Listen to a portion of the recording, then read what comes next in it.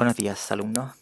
Eh, Estamos iniciando esta lección número 12 o 13, ya no me acuerdo, de Metafísica FIL 14. Les mando un saludo a todos los que están conectados a esta hora de la mañana y vamos a retomar los temas que estábamos considerando la última sesión. Voy a compartirles de nuevo las notas del curso y vamos entonces a seguir conversando sobre las cuestiones de posibilismo modal, en particular el tipo de posibilismo modal de Lewis, que no es que conozca yo muchos más, porque en fin, sé de gente que son posibilistas, pero no que tengan una teoría altamente desarrollada de metafísica modal y que sea contrastante con la de Lewis. Ahora, eh, la posición que tiene Lewis sobre una cantidad de temas no es la única que sería coherente con una posición posibilista, por eso que les voy a indicar en ciertos casos que la posición que Lewis está adoptando respecto de un problema, aunque depende de una ontología de mundos posibles, no es algo que se siga de esa ontología. O sea que podría uno tener una solución diferente si es que, en fin, adoptase algún tipo de supuesto diferente del que Lewis está sosteniendo. Déjenme también decirles que he seguido viendo sus ensayos. Dios mediante estaremos mañana, espero ya tener corregidos todos ellos y las notas están siendo relativamente buenas. No ha habido, a ver, creo que hubo un 7 en este momento, no ha habido muchos más, lo cual significa que, claro, que ensayos que cumplen con todas las condiciones, uno me parece, ¿no? Pero de todas maneras el nivel general ha sido un nivel bastante aceptable, especialmente haciendo el primer trabajo. En muchos casos estoy muy contento con lo que ustedes han hecho. Y así que bien, por ese lado, bien, me alegra que a pesar de todas las dificultades estén ustedes aprendiendo algo sobre estos temas. ¿Bien? Eh, ok, entonces vamos a continuar con los temas que estábamos considerando la última sesión. Y ustedes recordarán que lo que estábamos conversando era acerca de algunas características del posibilismo modal en Lewis. En primer lugar, tenía que ver con la concepción que Lewis tiene acerca de la actualidad y de aquello en que consista el mundo actual. Lewis sostiene que el adverbio actual y, y el mundo actual designan indexicalmente o demostrativamente el mundo en donde se encuentra localizado el hablante que está prefiriendo una oración en donde aparece actual. Si yo digo que en el mundo actual P es el caso, el valor semántico de lo que estoy yo enunciando es que el mundo en donde habita el hablante P es el caso. Esas mismas palabras en boca de un habitante de otro mundo posible, el mundo posible W1, tienen como valor semántico que en W1 es el caso. En cambio, dicho del mundo actual, estamos hablando del mundo actual. En general, aquí hay una diferencia muy importante con los actualistas, no solamente el punto de vista ontológico, sino que también semántico. O sea, para los actualistas, normalmente el operador de actual, que hay tipos de lógica modal en donde actual además se introduce como un operador modal especial, junto con los operadores de necesidad y posibilidad. Entonces, siempre que aparece el operador actual en una fórmula modal, eso hace remitir la evaluación de lo que se encuentra bajo su alcance al mundo actual, o sea, nuestro mundo, ¿verdad? O sea, no es simplemente el mundo en donde se encuentra un hablante que está prefiriendo eso, sino que automáticamente hace la remisión al mundo actual. Bueno, o sea, Luis, la noción de actual es una noción indexical, como yo le estaba indicando. El segundo punto que estábamos tratando la sesión pasada era que los mundos posibles luisianos eh, corresponden a una pluralidad que se extiende a todo aquello que puede ser determinado por un principio de plenitud o de recombinación o de combinatorio, como queramos denominarlo. Entonces, la idea es que hay posibilidades metafísicas para todo aquello que resulte de la combinatoria, o sea, de las combinaciones que no generan una contradicción, de propiedades intrínsecas y relaciones externas. Vamos a encontrarnos que este mismo principio, principio combinatorio, o sea que Entonces, la modalidad metafísica está generada por el hecho de que tenemos ciertos elementos y esos elementos pueden combinarse entre sí y la totalidad de esas posibles combinaciones es la que genera el espacio ontológico modal completo. Bueno, esa intuición que está en Lewis también se encuentra en otros filósofos actualistas. Entonces hay posiciones actualistas que funcionan con la misma suposición. El ejemplo más característico de esto es la teoría llamada combinatoria, por así la denomina, de David Armstrong, el mismo que postula universales inmanentes. Él tiene una teoría modal que la denomina una teoría combinatoria y que está funcionando exactamente con la misma idea, que el espacio modal surge de la combinación de un repertorio de entidades que viene previamente dadas, que son independientes entre sí y que por tanto pueden existir juntas o separadas.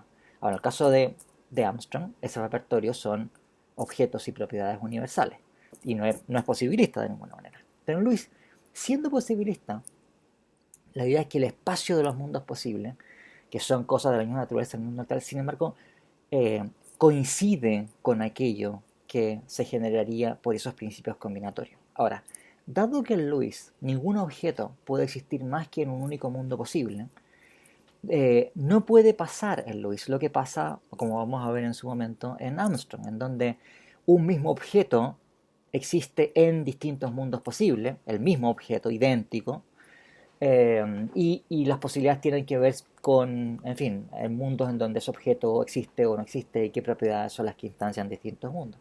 Bueno, en Luis no pasa esto, pero puede pasar porque, como habíamos comentado en una lección anterior, ningún objeto puede existir más que en un único mundo posible, el mundo posible donde él habita, y en ningún otro. En otros mundos posibles tiene contrapartida, no es el mismo. Bueno, entonces, como pasa esto, el principio combinatorio en Lewis está funcionando, pero para la recombinación de propiedades. Esto es, lo que tenemos es que réplicas de un objeto, o sea, tenemos un objeto que tiene ciertas características en un mundo posible, en otro mundo posible no puede existir este mismo objeto numéricamente idéntico a este, pero lo que sí puede existir es un objeto diferente, pero que sea indiscernible de este respecto de qué propiedades intrínsecas tenga. O sea, un objeto que tiene exactamente las mismas propiedades intrínsecas. Entonces, las combinaciones en cuestión surgen por las distribuciones de propiedades intrínsecas y de relaciones externas entre los objetos que están especificados por instanciar esas propiedades intrínsecas. Eh, Recuerden ustedes algo que salió la lección pasada, que cuando estamos hablando aquí de propiedades intrínsecas, en principio estamos dejando eso de manera neutral, no estamos especificando o estamos suponiendo que esas propiedades tengan que ser entendidas de una manera u otra, o sea, o como universales, o como tropos, o como alguna de las formas en que los nominalistas lo entiendan. Aunque Luis tiene una concepción que vamos a explicar en un momento más, creo. Bien, entonces, eh, estuvimos también conversando en la lección pasada acerca de la distinción entre propiedad intrínseca y extrínseca, que aquí está bien, presupuesta en lo que estoy diciendo, y la distinción entre relaciones internas y externas, que también está presupuesta en lo que estoy diciendo. Entonces, propiedades intrínsecas son aquellas que poseen un objeto por sí mismo, con independencia de qué otras cosas existen en el mundo y qué relaciones pueda tener este objeto con otros objetos que existen en el mundo. Y las propiedades extrínsecas son las que no son intrínsecas. Bueno, algunas formas, por ejemplo, en que esto se ha tratado de precisar es diciendo que las propiedades intrínsecas de un objeto son aquellas propiedades cuya posesión por el objeto es indiferente o independiente del hecho de estar ese objeto solo o acompañado por otros objetos. O sea que si tengo un objeto con, qué sé yo, una forma cuadrada, en otro mundo posible está acompañado por otros objetos y en otros mundos posibles no está acompañado por esos objetos, el hecho de que sea cuadrado no va a variar respecto de que si añadimos o no añadimos objetos. En cambio, comparen eso con propiedades como ser famoso, por ejemplo. Entonces, o estar a 5 kilómetros de, no sé, de un chimpancé, por decir cualquier cosa. Esas propiedades, por supuesto, van a dejar de existir si no hay chimpancé o si no hay otras personas que aún no lo conozcan y que son las que determinan que uno sea o no famoso. Y también estuvimos haciendo la distinción de propiedades, perdón, relaciones externas e internas. Pero las relaciones internas son aquellas que están fundadas en las propiedades intrínsecas de los velatas, mientras que las externas no. Entonces las relaciones externas son algo adicional a qué propiedades intrínsecas tengan los objetos que están siendo relacionados, lo que no sucede en el caso de las relaciones internas. Ok, entonces estábamos conversando sobre eso y lo que quería yo considerar en la lección de hoy es que viéramos entonces ahora con más precisión algunas aplicaciones que tiene el posibilismo modal del tipo que defiende Lewis. Y vamos a ver aplicaciones, o en fin, cómo se concreta ese posibilismo modal en una serie de áreas. En primer lugar, lo cual es más o menos obvio, en el análisis de la modalidad. En segundo lugar, vamos a considerar qué rendimiento tienen los mundos posibles lewisianos para la concepción de las propiedades. En tercer lugar, vamos a considerar qué funciones cumple el posibilismo modal cuando se trata de concebir la naturaleza de las proposiciones. Esto es el contenido de lo que es objeto de nuestros actos de juicio o de creencia y de nuestros actos de aseveración. Vamos a también a considerar el rendimiento del posibilismo modal para la semántica de los condicionales contrafácticos. Vamos a ver la semántica contrapartida y finalmente les voy a comentar algo sobre la concepción de la causalidad que depende de esa concepción de los contrafácticos. Pero eso, como es un tema relacionado con causalidad, que sería la unidad siguiente después de modalidad, vamos a dejarlo para entonces. Entonces voy a hacer una presentación muy general sobre ese tema. O sea, la primera cuestión tiene que ver con la modalidad y es obvio que la concepción de Lewis de los mundos posibles, una primera aplicación inmediata que tiene es que permitiría, digo, en fin, lo digo en esa formulación subjuntiva, porque en realidad no es tan, pero en principio lo que Lewis conseguiría cuando postula una pluralidad de entidades, estas que llamamos mundos posibles, que son cosas grandes, universos paralelos o, en fin, fusiones merológicas de objetos que satisfacen la condición de ser todos ellos y nada más que ellos, localizados espaciotemporalmente entre sí, lo que permitiría es la reducción del discurso modal. O sea, la idea sería que nosotros en nuestro lenguaje ordinario y además para los usos filosóficos, por siglos hemos estado acostumbrados a usar estas locuciones. Es necesario que P, es posible que P, es contingente que P. Locuciones que por una parte parecen muy intuitivas, pero también introducen una serie de oscuridades en nuestro lenguaje si no sabemos explicar bien de qué se trata esa necesidad y esa posibilidad. Recuerden ustedes lo que conversamos además en lecciones pasadas acerca de las modalidades iteradas, donde, en fin, esas intuiciones iniciales que uno pueda tener dejan ya como de funcionar mucho cuando tenemos modalidades iteradas. Entonces, la introducción de la modalidad parece ser un factor que genera cierta oscuridad filosófica, y esa oscuridad filosófica puede ser remediada o podría ser remediada mediante el análisis de Lewis. Esto es, siempre que nosotros nos encontremos con un operador de necesidad, o si ustedes quieren en el lenguaje ordinario, con locuciones o expresiones del tipo es necesario que o necesariamente bla bla bla, o al revés, es posible que o posiblemente bla bla bla, nosotros podemos, por decirlo así, parafrasear esos enunciados de una manera en donde sus condiciones de verdad resulten mucho más claras y transparentes. Esto es, todos los enunciados de necesidad son realmente, si es que Luis tiene razón, cuantificaciones universales acerca de todas las entidades de un dominio, a saber, todos los mundos posibles. Cuando uno dice que necesariamente P o que es necesario que P, lo que estaríamos diciendo es que P es verdadero en todos los mundos posibles. O, si ustedes quieren, que para todo mundo posible vale que P es verdadero en cada uno de ellos. Cuando nos encontramos con enunciados del tipo es posible que P o posiblemente P, nosotros podemos parafrasear ese enunciado como un enunciado que es básicamente una cuantificación existencial. Lo que estamos diciendo es que existe una entidad del tipo mundo posible, tal que P es verdadero en ese mundo posible, ¿no?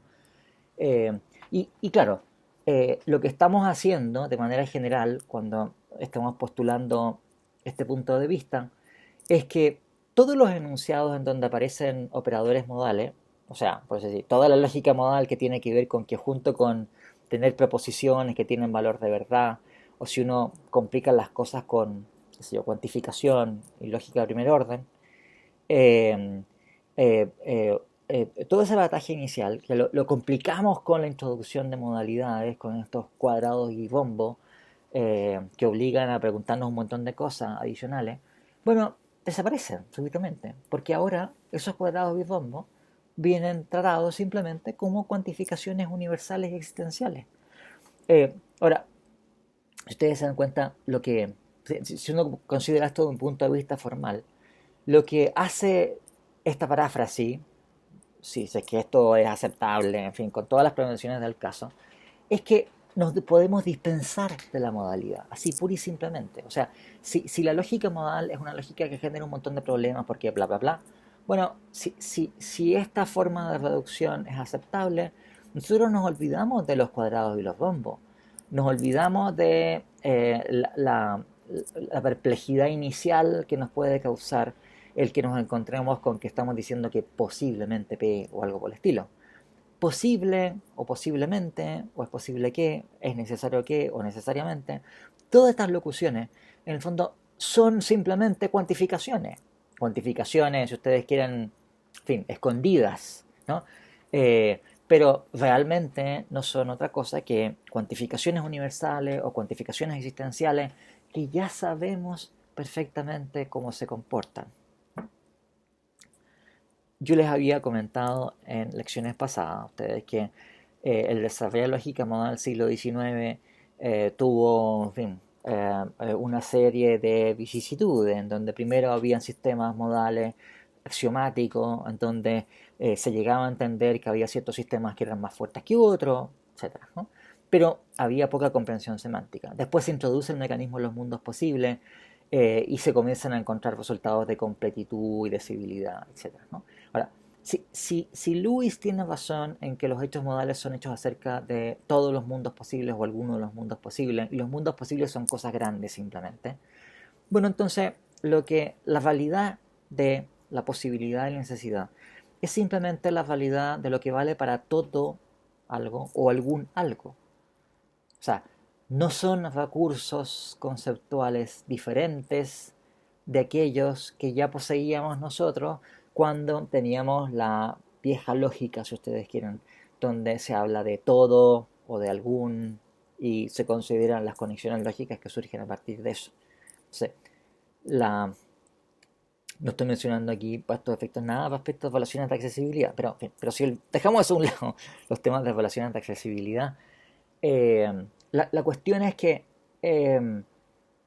pareciera entonces que necesidad y posibilidad son simplemente hechos acerca de todos o algún entidades de cierto tipo, que es una entidad como cualquier otra, y por tanto no hay, por decirlo así, un plus mucho mayor cuando introducimos nociones modales respecto de cuando no las introducimos.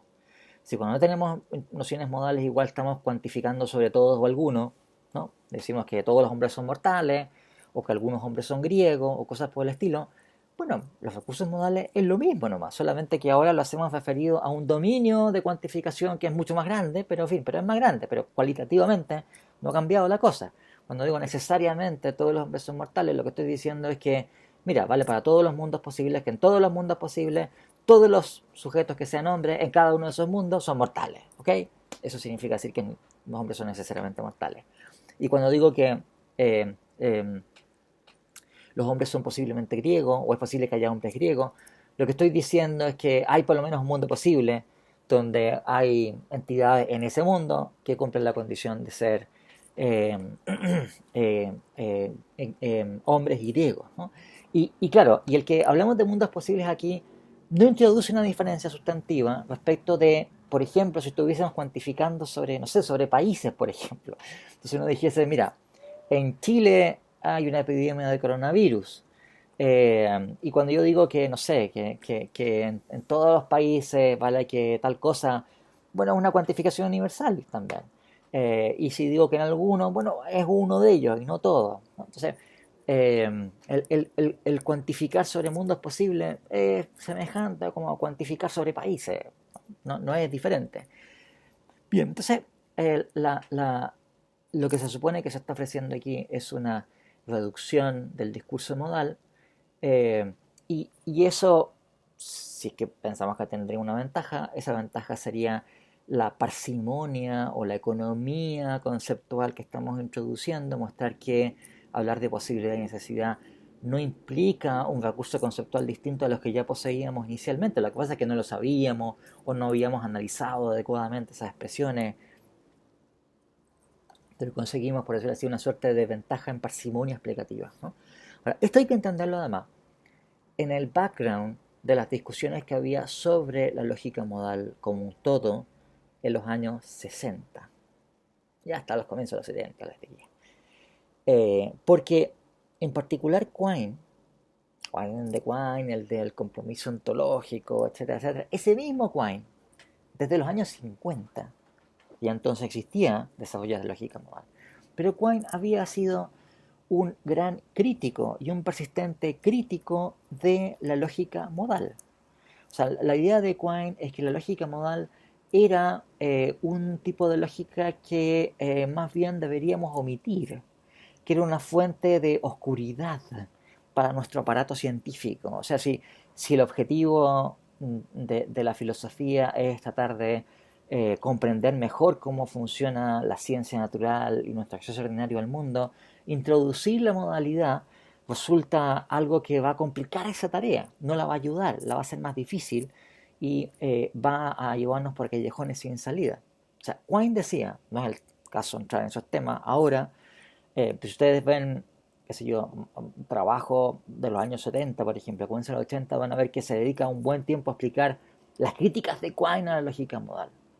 O sea, Quine decía cosas como que la lógica modal ha sido concebida en pecado, porque desde su principio, parte de un principio, esto está mal, digamos, ¿no? Eh, y hay una serie de razones que daba Quine para esto. Razones que, no es el caso de entrar aquí, pero Kripke, por ejemplo, cuando escribe Naming and Necessity, yo no he hecho leer sobre eso, pero o sea, cuando vemos cosas de Naming and Necessity, lo que es cosas que resultan ahora más importantes para nosotros, la discusión con Lewis, por ejemplo, cosas así. Pero buena parte de las cosas que aparecen en Naming and Necessity es respuesta a objeciones que habían surgido de Quine, ¿no? Entonces Quine decía, mira, si nosotros introducimos este aparataje de cuadrados y bombos, vamos a terminar en un esencialismo aristotélico. Eso es un espanto, ¿sí? A los años 50, para filósofos que todavía están imbuidos de ciertas cosas que vienen del positivismo. Decir, viejo, si introducimos lógica modal y si aceptamos lógica modal, después de un tiempo vamos a terminar pensando como Aristóteles en estas cosas. Dios nos libre, por favor, ¿no? Entre otras cosas porque el esencialismo aristotélico se identificaba además con esta idea que comentamos en clase anterior, que hablar de la esencia de algo es algo que tenía que ser descubierto a priori, y que entonces nosotros reflexionando en nuestro escritorio acerca de, qué sé yo, la esencia del agua, que es algo que debe ser descubierto a priori, vamos a saber más que los químicos, lo cual naturalmente que es absurdo. Pero ahora, Quine tenía razón, naturalmente, porque efectivamente, después de introducir esos recursos, efectivamente, un número importante de filósofos comenzó a pensar en muchas cosas tal como había pensado Aristóteles, ¿no? Fue así, efectivamente. Solo que ahora no nos importa, pero eh, en los años 50, para la mayoría de los filósofos analíticos, es una cosa a la cual había que tener cuidado, digamos, ¿no? Y que o sea, Luis se doctoró con Quine, ¿ok? O sea, estaba perfectamente consciente de todo eso. Y cuando elabora entonces su teoría de mundos posibles, entre otros motivos, lo que tiene en su cabeza Luis es el tipo de objeciones que le está formulando Quine, y están formulando muchos filósofos, colegas suyos en esa época, que habían sido formados por Quine.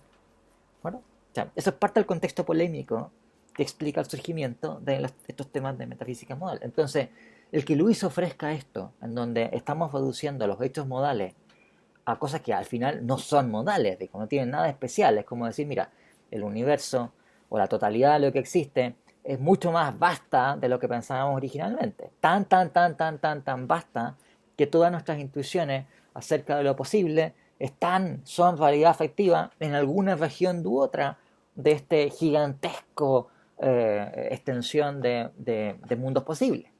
Y cuando decimos que algo es necesario, lo que estamos diciendo es que tiene una validez bastista en la totalidad de todo este gigantesco dominio de mundos posibles. Pero no es una cosa distinta a lo que pasa en el mundo actual. Entonces, lo que hace Luis es que está de esta manera, si ustedes quieren, domesticando la modalidad. Esta bestia, digamos, ¿no? Que es el fin, que por lo menos la perspectiva de los filósofos de los años 50 era una cosa, en fin, extraña, que introducía oscuridad, que introducía algo así como esencias de las cosas y cosas así. Bueno, lo que hace Luis, o lo que pretende hacer, es, como digo, domesticar esto, decirle, tranquilo viejo, take it easy, stay calm, take it easy. Esto no es diferente de lo que ya sabíamos. ¿Alguien tiene una pregunta? Porque eh, Jaime. Adelante, Jaime. Te ruego que lo hagas con micrófono abierto.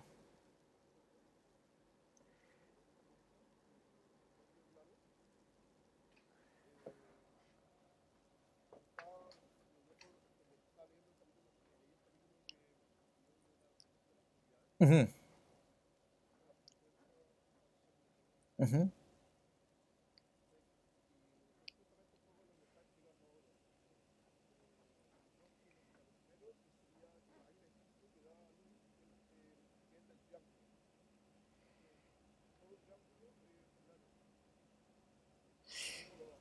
Ya, pero espera un poco. Lo que pasa es que, a ver, los temas de propiedades vamos a verlos después en un ratito. O sea, vamos a terminar de ver esto de aquí y ahí comenzar a hablar de propiedades y ahí podemos seguir considerando ese tipo de cuestiones, ¿no?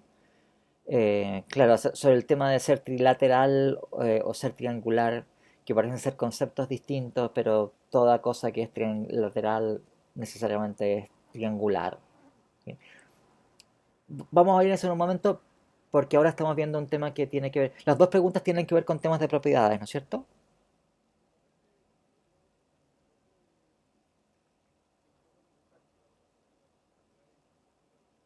Ujú.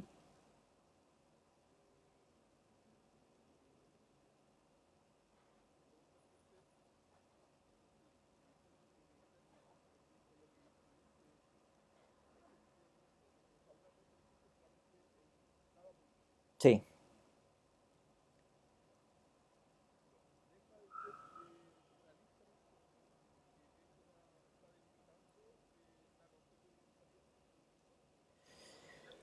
Mira, Luis, en principio, insisto que es el tema que vamos a ver en un momento más, pero cuando Luis trata el tema de propiedad, él es explícito en que en principio el realismo modal extremo, el suposibilismo modal, podría funcionar perfectamente si uno tiene propiedades universales. Ahora, obviamente que las propiedades universales van a ser una excepción a esta idea de que ninguna cosa existe más que un único mundo posible. Eso va a valer para los objetos particulares y no va a valer para los universales, que pueden encontrarse todos ellos idénticos, instanciados en distintos mundos posibles.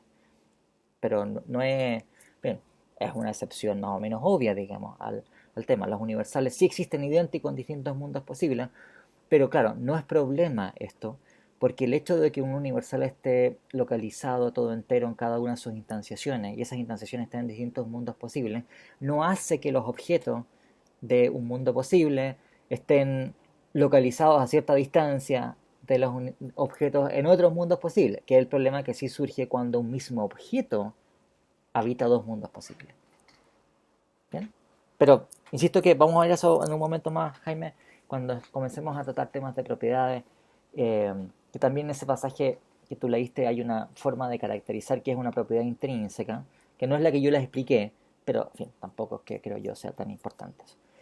Bueno, señores, entonces lo que estábamos discutiendo es que Luis ofrece una suerte de reducción del discurso modal. Así se lo presenta además habitualmente. Como que una gran ventaja del posibilismo modal de Luis es que es una teoría reductiva de la modalidad. Si ustedes recuerdan lo que hablamos al comienzo del semestre, reductivo en el sentido de que ahora desaparecieron los cuadraditos y los bombos. No tenemos que preocuparnos de cuadraditos de bombos, no tenemos que preocuparnos por esa fuente de oscuridad, porque lo que tenemos son simplemente cosas que valen o atribuciones que valen para todos o para algunos. Solamente que cuando hablamos de todos, el dominio, por decirlo así, donde tiene como rango ese cuantificador universal, es mucho más grande de lo que habíamos pensado originalmente. Siempre pensábamos que esto cubría en fin, nuestro universo. Y ahora decimos que no, en realidad es muchísimo, muchísimo, muchísimo más. Pero es la misma cuestión. Cualitativamente no hay una variación sustantiva. Entonces, esto sería en principio, especialmente considerando el contexto filosófico en donde esto se propone hacia fines de los años 60, comienzo de los 70, en donde el punto de vista que había sido defendido por Quine sobre un montón de cosas seguía siendo especialmente importante, especialmente en la filosofía norteamericana, ¿no? Porque aquí está, uno suele colocar esto como especie de bloque, pero en Estados Unidos Quine es muy, muy influyente. En Inglaterra, en el Reino Unido, o sea, en Escocia, qué sé yo, en fin, las grandes universidades inglesas, nunca fue tanto. Se lo conocía, pero en general en el Reino Unido a esta época habían tenido un desarrollo paralelo donde tenían más importancia filósofos como Strawson, por ejemplo, donde la fuente seguía asignándole mucha importancia a Wittgenstein, por ejemplo, y a las cosas sobre el lenguaje ordinario, eh, y qué es lo que pasaba en Estados Unidos.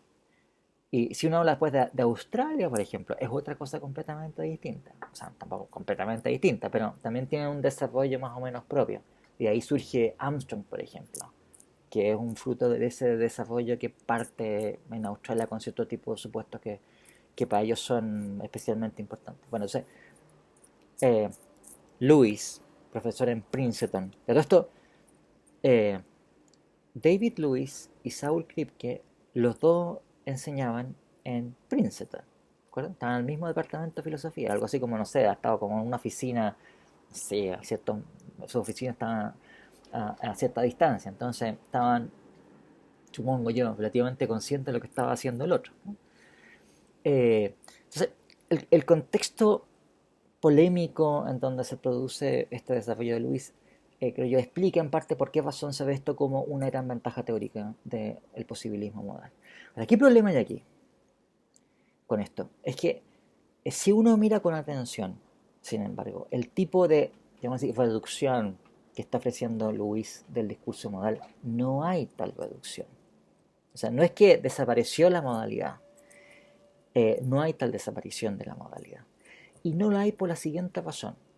Que, bien, esto conecta con lo que explicamos la lección pasada, que la extensión de los mundos posibles tiene que coincidir con lo que previamente resulta del principio de recombinación, que es un principio modal. Es un principio que nos está hablando acerca de lo que es posible y necesario.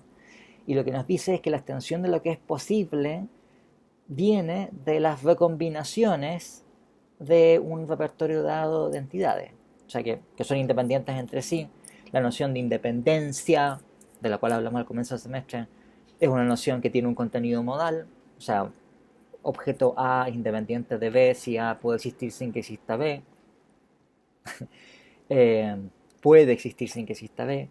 O cuando decimos que dos cosas pueden existir juntas o separadas, estamos diciendo que dos cosas pueden existir juntas o separadas. Eso es modal, naturalmente.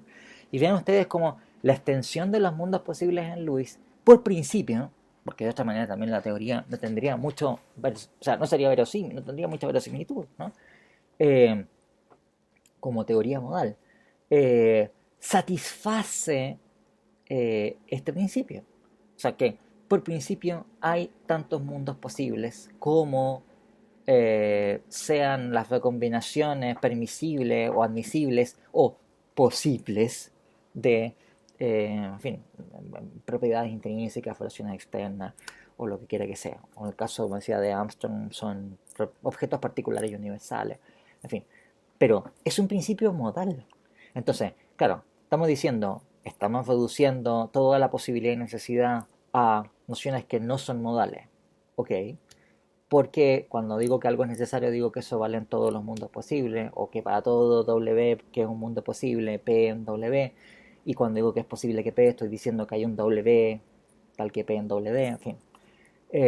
Pero, claro, cuando uno considera cuáles son esos mundos posibles, estamos diciendo, ya, pero ojo, que hay tantos mundos posibles como se requiera para que cualquier combinación posible de ese repertorio básico pueda darse, para que cualquier cosa, cualesquiera dos existentes distintos, puedan existir juntos o separados.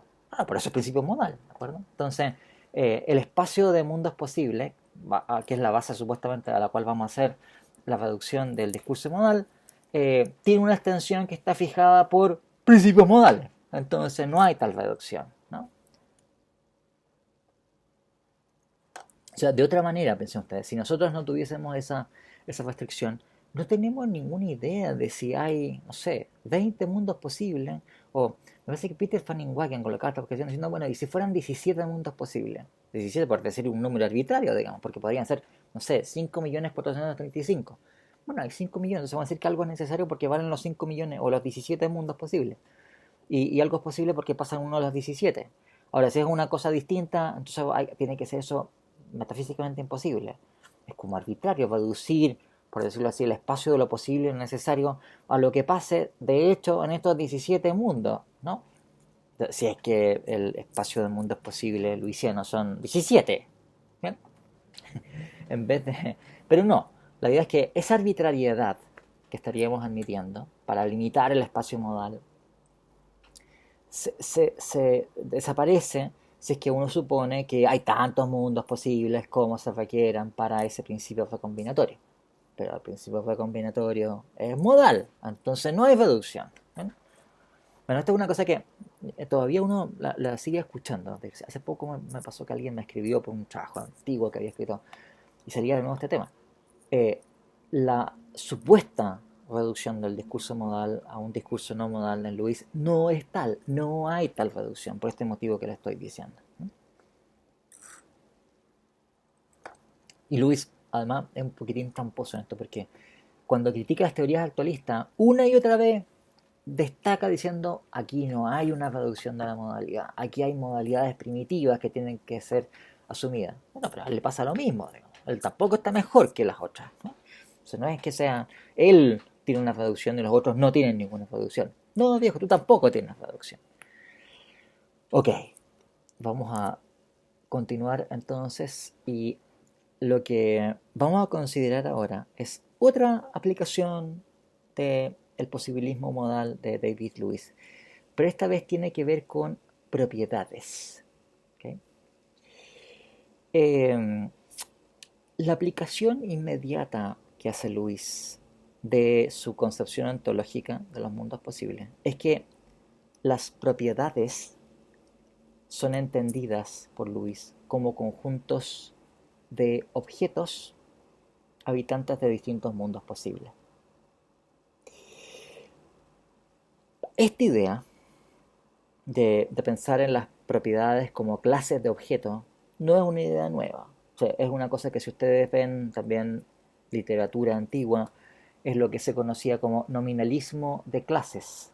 O sea, la pretensión de que cuando nosotros tenemos la ilusión de que hay una propiedad universal que se encuentra instanciada en muchos objetos que tienen la misma naturaleza, eso consiste nada más que en el hecho de que todos esos distintos objetos pertenecen a la misma clase. Entonces, no necesitamos postular universales en esa forma de nominalismo, porque basta simplemente con objetos particulares y con clases de objetos particulares. Algo así como, ven, lo que necesitamos no es una metafísica de propiedades, como algo distinto de los objetos particulares, sino que teoría de conjunto, ¿de acuerdo? nada más. Teoría de clase, o alguna teoría de clase, teoría de conjunto. Y eso es todo. Los conjuntos, eso es toda la validad de un universal, nada más que eso, ¿no? Incluso hay una variación de esta idea, en donde dicen ni siquiera son conjuntos, son sumas merológicas. Bueno, entonces en vez de pensar, no sé, de que hay una propiedad universal de ser gato, por ejemplo, que instancian todos los gatos, la supuesta propiedad universal no es otra cosa que la suma de todos los gatos. ¿Sabes? Como una especie como de cosa grande que es un todo y que está constituido por todos los gatos. ¿Ya? Por supuesto que esta cosa grande está localizada en una región desconectada, ¿de acuerdo? Porque esta cosa está localizada en donde están localizadas sus partes, y sus partes andan por todas partes. Por aquí hay una parte que anda en un techo, otra parte que anda por no sé dónde. Es una cosa, si ustedes quieren, completamente desparramada en el universo, o por lo menos en el planeta Tierra. Pero bien, pero eso es una cuestión, por decirlo así, accidental, digamos, ¿no? El que esta cosa, que es una fusión merológica de todos los gatos, eh, esté ocupando una región que es extremadamente heterogénea, digamos, ¿no? Y además, que además todo el tiempo se está moviendo, más como ustedes saben, porque un gato está subiendo un tejado, otro está bajando un tejado, en la casa de un ratón, otro está durmiendo, y en fin. Pero es eso, ¿no? O sea, lo mismo, esto es una variación de la misma idea de pensar que los universales se pueden eliminar o reducir por clases de cosas. Ahora bien, la teoría tradicional, esa forma de nominalismo tradicional de clases, tiene muchos problemas, problemas súper graves. Por ejemplo, un tipo de dificultad tradicional como les digo, porque ustedes la van a ver discutida en muchas presentaciones antiguas. Si ustedes toman cualquier, por ejemplo, recopilación sobre el problema de los universales de los años 50 y ven los artículos, las cosas que se discuten ahí, ya aparecía este problema, era un problema, como digo, estándar. Que, por ejemplo, hay un problema importante con esto. Ustedes pueden encontrarse con clases coextensivas. ¿Ya? Dos clases coextensivas son dos clases que tienen exactamente los mismos elementos. Ahora, dadas las condiciones de identidad de una clase, dos clases coextensivas son la misma clase. ¿Qué quiero decir con esto? Que si consideramos cuál es la identidad de una clase, o sea, qué es lo que determina que una clase sea la clase que es y no una diferente, esto está determinado exclusivamente por cuáles sean sus elementos. Esto ustedes, lo estoy diciendo, ustedes lo encontrarán en teoría de conjunto, enunciado como el llamado principio de extensionalidad. La idea es que para conjuntos A y B, A es idéntico a B, si solo si todo elemento de A es también elemento de B y todo elemento de B es también elemento de A. En otras palabras, la identidad de un conjunto viene dada exclusivamente por cuáles sean sus elementos. Ustedes también recordarán en el colegio, por ejemplo, que era típico, nos decían, mira, lo importante para determinar un conjunto son cuáles sean sus elementos. No interesa, por ejemplo, el orden en el cual vengan dados sus elementos. No importa si uno enumera sus elementos o si uno los describe. Por ejemplo, uno podría decir, no sé, todos los números pares menores que 10. O uno podría decir 2, 4, 6, 8. Da lo mismo, ¿no? O si uno dice 4, 2, 6, 8 en vez de 2, 4, 6, 8, también da lo mismo. Es el mismo conjunto porque son los mismos elementos. ¿Okay? Bueno, sí, la identidad de un conjunto viene dada, o conjunto, o una clase viene dada por cuáles son sus elementos. Entonces, si tenemos lo que parecen ser dos conjuntos distintos, pero tienen exactamente los mismos elementos, entonces son el mismo conjunto. O sea, un ejemplo también que es muy repetido es que los animales que tienen corazón son exactamente los mismos animales que tienen riñón. Eso en realidad no es cierto, ¿eh? Pero o sea, o hay casos, qué sé yo, discutibles. No sé si, qué sé yo, si cuente con animal con corazón alguien que tiene un corazón artificial, por ejemplo, ¿no? O un señor que, no sé, que no tiene riñones y que tiene que dializarse, no sé, en fin. Si eso cuenta con un riñón artificial, bien, ok. Dejemos de lado esas discusiones. Pero concedamos esto, ¿no? Que todos y solamente los animales que tienen corazón tienen también riñones, ¿no? O sea, entiendo que se supone que lo que hay detrás es una idea que, en fin, fisiológicamente la circulación de la sangre requiere un órgano complementario que efectúe su purificación y su limpieza de toxinas, y en fin, lo que sea. Entonces, concedamos esa idea de que la clase de los animales con corazón es exactamente la misma clase de los animales con riñones. ¿Ya? O sea que son la misma clase. Bueno, si son la misma clase y si una propiedad es una clase, entonces lo que deberíamos decir es que la propiedad de tener corazón es la misma propiedad que la propiedad de tener riñones. Que a pesar de que a nosotros nos parece que son diferentes, realmente son la misma clase. Perdón, o sea, realmente son la misma propiedad. Y sin embargo, parece obvio que son propiedades distintas. Que algo podría, podríamos pensar en una criatura posible que tuviese corazón y no tuviese riñones, o que tuviese riñones y no tuviese corazón, ¿no? Aunque de hecho no haya ningún contraejemplo actual sobre el tema, ¿no? Y esto puede ser generalizado, ¿no? O sea, si tenemos un mundo posible en donde hay, no sé, súper poquitos habitantes, ¿ya? Supongamos que en ese mundo posible hay solamente dos gatos. No sé, porque se murieron todos, lo que sea. Hay dos gatos nomás. Y los dos gatos son jaspeados. Bueno, entonces, y no hay ninguna otra cosa jaspeada en ese mundo posible. Las únicas cosas jaspeadas, no hay ni tigre, ni nada. Hay solamente dos gatos jaspeados y no hay otros seres jaspeados. Entonces, vale en ese mundo que la clase de los gatos coincide con la clase de los animales jaspeados. Por tanto, deberíamos decir que son idénticas la propiedad de ser gato y la propiedad de ser jaspeado. Pero claramente no lo son.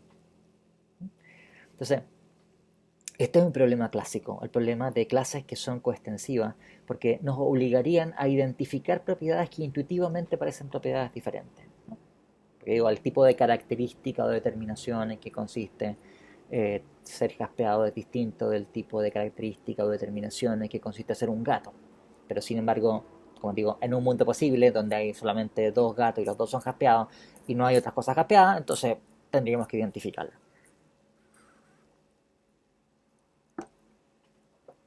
Otro problema.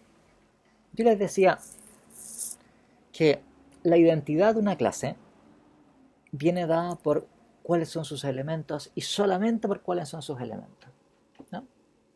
Por tanto, si uno quiere decir, bueno, ¿en qué consiste, por ejemplo, la propiedad de ser gato? Bueno, la propiedad de ser gato se identifica con, la reducimos a la clase de los gatos, ¿ok? Pero la clase de los gatos, la que quiera que sea, ¿no? O sea, no sabemos cuántos gatos hay, pero bueno, bien, hay una clase de todos y solo los gatos existentes.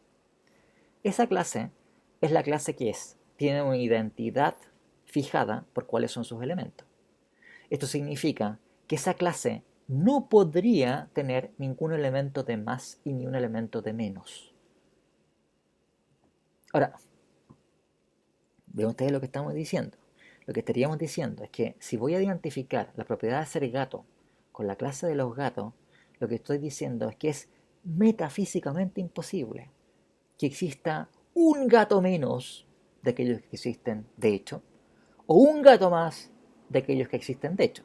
Porque si hubiese un gato más de aquellos que existen de hecho, la clase en que consiste la propiedad de ser gato ya no existiría. Una clase con un elemento más ya no es la misma clase, es una cosa distinta, ¿de acuerdo? Y si la propiedad de ser gato consiste exactamente en esta clase con estos elementos, agregarle un elemento más o sacarle un elemento hace que esa clase desaparezca, ¿no? Entonces, deberíamos concluir que es metafísicamente necesario que exista exactamente el número de gatos que existen de hecho. Ni uno más, ni uno menos. Ahora, esto es una cosa súper fuerte si ustedes se dan cuenta. O sea, es decir, a ver viejo, pero no sé, digamos, ¿no? La gata Carlota eh, tuvo 5 gatitos en su última camada. ¿No puede haber tenido 6 gatitos?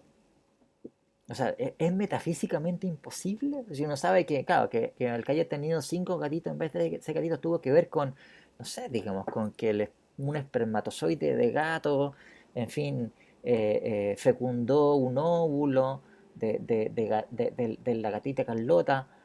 Y es como que, o sea, era metafísicamente imposible que otro óvulo hubiese sido fecundado, metafísicamente imposible, algo así como que está así el óvulo así y entonces llega a una especie como de, o sea, una barrera metafísica, entonces que está llegando el espermatozoide y cae la barrera así, el espermatozoide choca y no puede entrar porque la metafísica lo prohíbe. Eh, como extraño, ¿no? O que estamos diciendo que no podría existir ni un gato de menos, ¿de acuerdo? Entonces que, no sé, va caminando el gato Misifus por el techo y no sé, está a punto de caerse y va a morir, y justo en el momento en que hasta caerse, hay una intervención metafísica y no, el gato Misifus no se puede caer porque si cayese entonces moriría y entonces la clase de los gatos desaparecería y eso es metafísicamente imposible. Parece ridículo, ¿no es cierto? Entonces, si uno supone que el nominalismo de clase, entendido de esta manera, ¿de acuerdo? La gracia que tiene, o sea, el problema que tiene esta forma de nominalismo que estamos indicando, y estos problemas surgen porque estamos identificando la propiedad de ser gato con los gatos existentes actualmente, o si ustedes quieren, los gatos que existen en un mundo posible, lo cual parece naturalmente algo contingente, porque la intuición es que pueden haber más gatos o menos gatos, naturalmente, ¿no? No es un hecho necesario que existan los gatos que existen, de hecho. Entonces, para ir a la solución de Luis, ¿qué es lo que hace Luis? Cosa que hacen después todos los nominalistas. O sea, eh, por lo que yo sé, en general los nominalistas han tendido a ser defensores del punto de vista luisiano. Entre otras cosas por esto. Eh, Porque una primera cosa que hace Luis es decir, ok viejo, entonces vamos a identificar nosotros la propiedad de ser gato con la clase de todos los gatos. ¿Bien? Tal como lo hacía el nominalista. Pero esa clase no solamente va a incluir los gatos que existen actualmente, sino que esa clase va a incluir también todos los gatos de todos los mundos posibles. Entonces, ¿qué consecuencia tiene esto inmediatamente? Que a esta objeción que estoy yo dando, diciendo, mira, en fin, parece obvio que podrían haber menos gatos o más gatos. Por supuesto que sí. Lo que eso quiere decir es que, claro, hay una serie de elementos de esta clase de ser gatos que son habitantes de nuestro mundo, y hay otros mundos en donde hay más elementos de la misma clase, o otros mundos con menos elementos de esa misma clase. La clase en cuestión con la cual estamos identificando la propiedad de ser gato incluye todos esos elementos en todos esos mundos posibles. Entonces no hay ningún problema con esto. No hay ningún, en fin, digo, esta cosa ridícula en donde está el gato Misifus y no se puede morir porque eso va contra las leyes de la metafísica. No. El gato le pasan las cosas que le pasan en el mundo actual, en otros mundos posibles, el gato Misifus se cae del techo y muere. O en fin, su contrapartida, como queramos llamar. No hay ningún problema con eso. Respecto a la objeción de las clases coextensivas, también tiene una solución relativamente fácil. Porque dicen, mira, eh, si uno piensa que las propiedades deben ser identificadas con clases de cosas, uno debería identificar la propiedad de tener riñón con la propiedad de corazón, y eso parece contraintuitivo. Pero para Luis no hay ninguna identificación, porque son clases distintas. Claro, si uno considera a los habitantes o los elementos de esa clase que son parte de nuestro mundo, a lo mejor son los mismos en nuestro mundo. Pero la clase de animales con corazón, en que consiste la propiedad de tener corazón, incluye todos los animales con corazón en todos los mundos posibles. Y hay mundos posibles de animales con corazón y sin riñones, o con riñones y sin corazón. Ergo, no son las mismas clases. O sea, cuando expandimos las clases a elementos de todos los mundos posibles, resulta claro, en este caso por lo menos, que no son la misma clase. Y, claro, cuando nos encontramos con situaciones en donde son los mismos elementos en todos los mundos posibles, como por ejemplo la clase de polígonos de tres lados y la clase de polígonos con tres ángulos interiores, ¿ya? O sea, la clase de triláteros y la clase de todos los triángulos, eh, que son exactamente los mismos elementos en todos los mundos posibles, ya nos resulta más aceptable decir, mira, son la misma clase y es la misma propiedad. Lo que pasa es que, claro, uno la puede caracterizar la misma propiedad en cuanto que son cosas que tienen tres lados o son cosas que tienen tres ángulos. Pero eso, por decirlo así, algo que tiene que ver con la manera en que nosotros describimos la misma propiedad. Así como también nosotros, no sé, podemos hablar de planeta Venus como el lucero de la mañana o lucero de la tarde. Nosotros podemos hablar de esa propiedad como la propiedad de tener tres lados o la propiedad de tener tres ángulos. Bueno, y eso es dos maneras de describir lo mismo. ¿Bien? O sea, que es más aceptable decir que es la misma propiedad. ¿Ok? Bien. Vamos a quedar en este punto, señores. Y yo espero que el fin de semana les esté informando ya acerca de los resultados de los ensayos. Y quedamos aquí entonces. Hasta luego.